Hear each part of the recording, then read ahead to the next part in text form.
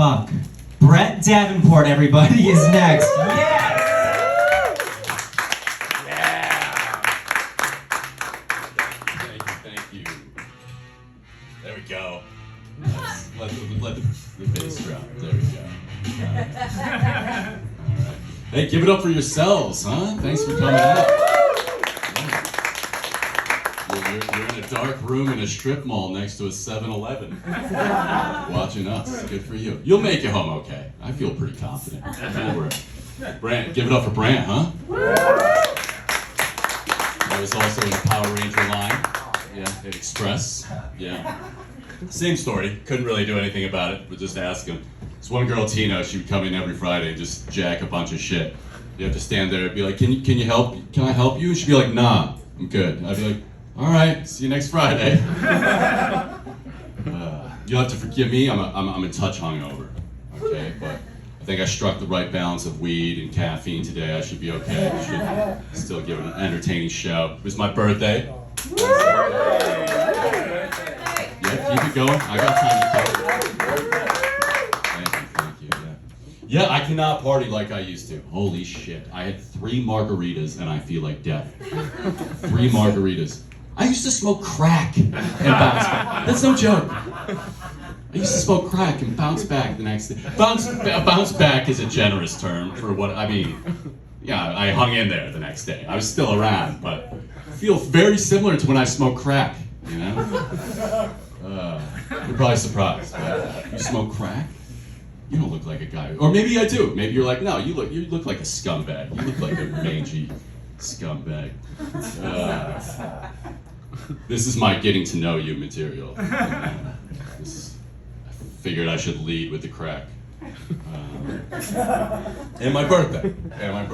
So there you know a little bit about me. I have a crazy grandmother. She sent me a birthday card. Yeah, it was nice of her. She finally guessed right. It was the 3rd one she sent this year. She's out of her goddamn mind. She sends a card every 3 or 4 months. But she got it right this time. Good for her. She sends lots of money. Yeah, I don't correct her because she feels like she's doing a nice thing every time she sends a card. So I just let her play along, you know. My grandma, she's out of her mind, as I mentioned. I was talking to her today about how, you know, there's crime in the city. Dave Chappelle, a comedian, almost got stabbed on stage, and the guy just got a misdemeanor. Crazy. And without a beat or any segue at all, she goes, well, yeah, and you got the illegals you have to worry about. Take a guess what my grandma's favorite news channel is, huh? Yes, you got it. Very good. I'm like, illegal what? Like, I genuinely didn't know what she was talking about at first. I forgot what psychotic world she lives in.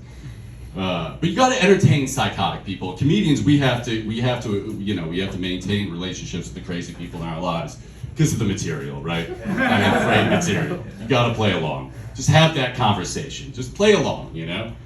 So I'll be like, Grandma, what illegals? You know, she's like, well, you must see them somewhere. I'm like, I don't know. Maybe the guy cutting the palm tree. I don't know. But I don't know if you know this, Grandma.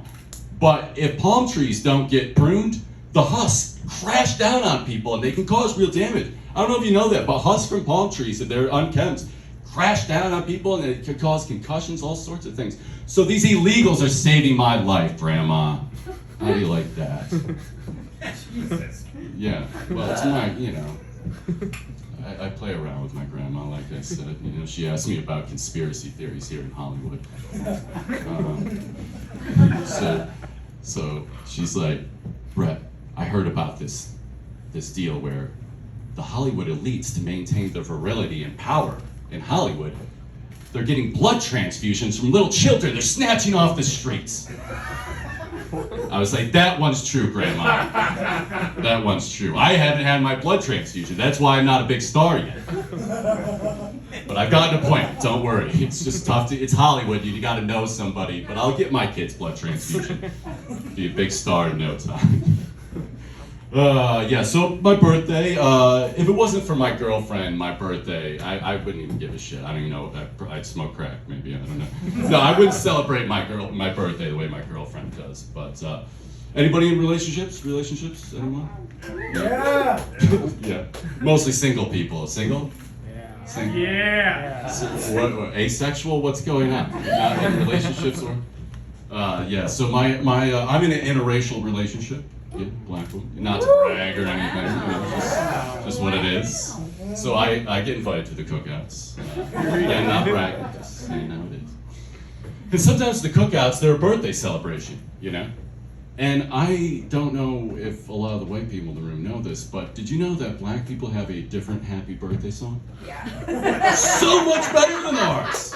Stevie Wonder, happy birthday, people. It's so much better than white people's. Ours is happy birthday. It's like a dreary death march. When I was a child, I was like, we're in a dark room, candles going, you're chanting. Is this a seance or my birthday? This is supposed to be a celebration of my life here. Oh. So I have a white dude friend. I'll tell you more about him. He's out of his goddamn mind as well. But he asked me one time, he goes, what's it like dating a black girl? Like it's some strange alien phenomenon. And I'm like, dude, what are you talking about? It's basically the same thing. You know? Although I will say, when Beyonce drops an album, oh my God, will that turn your life upside down if you're dating a black girl. Inside out. It will consume your life. If you have a girlfriend who is a member of the Beehive, oh my God. I gotta hand it to that Beyonce. She is good at getting that Beehive emotionally invested in her journey. And my girlfriend is a card-carrying member. She gets so worked up. If anyone goes after Beyonce on Twitter, she's right there going after them. You know? Remember that Lemonade album when Jay-Z was cheating on Beyonce? Well, it was as if I was cheating on her, my girlfriend. She's so invested. She gets up, she's like, yeah, men ain't shit, men are dogs. I'm like, whoa. That's Beyonce's plight with Jay-Z. That's not your life. I just made you pancakes. Calm down. I don't even know a Becky. Who's Becky? Becky with the good hair. That was a Lemonade reference. So my friend, I was telling you about my friend.